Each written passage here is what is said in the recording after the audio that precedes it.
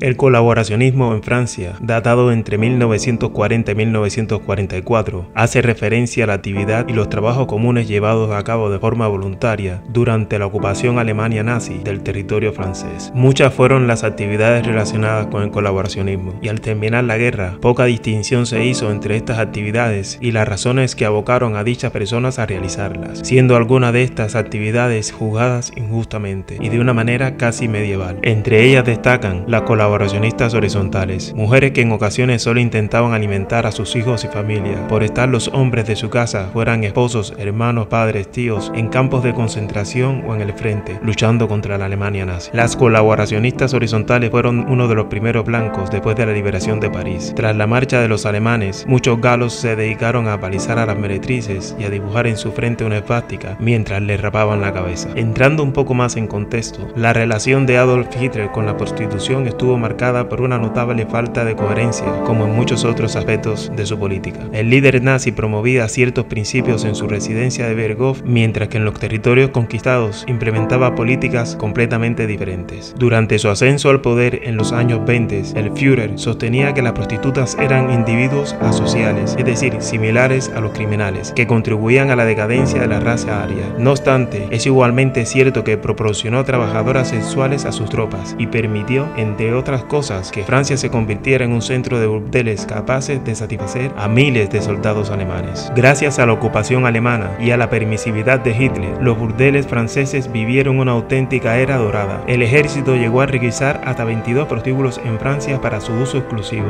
y, debido a la alta demanda de servicios sexuales, el número de prostitutas trabajando a tiempo completo en el país se incrementó hasta alcanzar las 10.000 tras la invasión de los nazis. Para algunos fue una verdadera época de opulencia. Sin embargo, toda esta prosperidad se convirtió en un motivo de odio, utilizado por los franceses que no colaboraban con el enemigo para estigmatizar a cualquier mujer que se hubiera dejado atraer por el dinero de los invasores. Tanto la resistencia como muchos ciudadanos franceses opuestos al gobierno de Vichy aprovecharon la liberación de Francia por los aliados para desatar su resentimiento y furia contra las prostitutas que habían servido a los alemanes. Las llamadas por entonces colaboracionistas horizontales, como describe el renombrado historiador Antoine Vivor sarcásticamente en su artículo Un feo carnaval, mujeres que sufrieron todo tipo de atrocidades tras la liberación de Francia. En su investigación, Vivor señala que después de ser capturadas, estas mujeres eran rapadas y golpeadas en plena calle por las multitudes enfurecidas. Algunas fueron sometidas a la humillación pública, obligadas a desfilar en camiones abiertos con una esvástica pintada en la frente o cubiertas de alquitrán. Cualquier castigo parecía insuficiente para estas traidoras. Poco después de que los alemanes iniciaron la ofensiva en el oeste el 10 de mayo de 1940, atacando Bélgica, Holanda y posteriormente Francia, numerosos burdeles en París quedaron desiertos. Así lo documenta el historiador Patrick Buisson en su obra 1940-1945, Años eróticos. Este cierre masivo, provocado por el éxodo de la mayoría de las trabajadoras hacia otras regiones ante la inminente caída de la capital, fue un duro golpe para los soldados alemanes tras la capitulación de Francia el 22 de junio de ese mismo año, en la que Francia firmaba un armisticio con Alemania que contemplaba la ocupación alemana de la mitad norte del país y permitió el establecimiento de un régimen colaboracionista al sur, cuya sede estaba en la ciudad de Vichy. En los primeros días de la ocupación, la escasez de prostitutas era total, lo que generó una gran frustración entre los soldados y oficiales nazis, ansiosos por satisfacer sus deseos más íntimos. Esta situación contrastaba con la legislación alemana que el 18 de febrero de 1927 prohibió los burdeles y otras instituciones similares, sometiendo a las prostitutas a estrictos controles médicos, a la vez que establecía un férreo control sobre las enfermedades venéreas. El Tercer Reich luchó desde entonces contra la sífilis y otras enfermedades venéreas, considerándolas un crimen contra la raza, que debía castigarse con la esterilización o la castración. En definitiva, la supuesta pureza germana se mantuvo solo en las leyes dictadas desde Berlín. En la Francia ocupada, por el contrario, los oficiales hicieron todo lo posible para asegurar el suministro para sus hombres, aunque siempre tratando de evitar los riesgos asociados a la prostitución clandestina. La presión adicional que los alemanes ejercieron sobre las autoridades locales impulsó la reapertura gradual de los burdeles. A partir de ese momento, como reveló Patrick Buisson en declaraciones al Daily Mail para el artículo Sleeping with the Enemy,